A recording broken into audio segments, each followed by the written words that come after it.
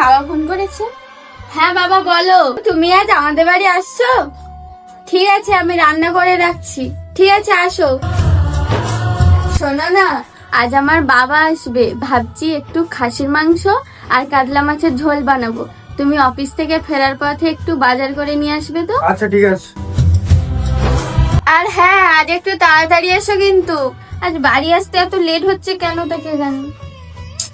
ফোনটাও রিসিভ করছে না। বাবার আসার সময় হয়ে গেল, রান্না বান্না কখন করবো তাকে জানি।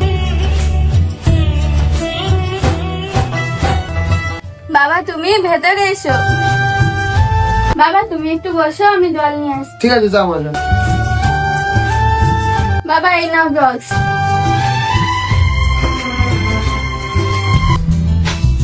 ঠিক আছে যাও মজা। কখন থেকে ট্রাই করছি, ফোনটাও রিসিভ করছে না। এদিকে বাবা চলে এসেছে, কি যে খেতে দেবো কিছুই বুঝতে পারছি। আরে মা রিয়া। হ্যাঁ বাবা আসছি।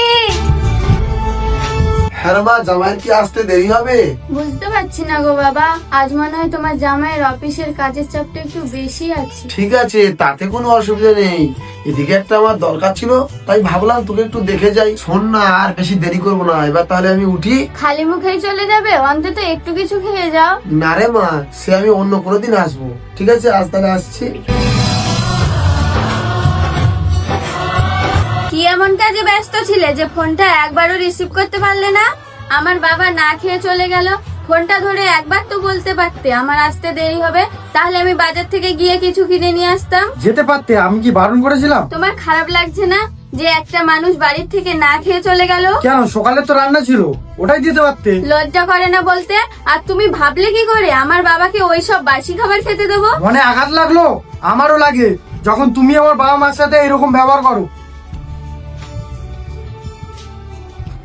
শোনো না, আজ বাবা মা আসবে, ওনাদের জন্য ভালো কিছু রান্না করো তো। আমার মাথাটা না ভীষণ ব্যথা করছে, মনে হয় আজ কিছু আর বানাতে পারবো না।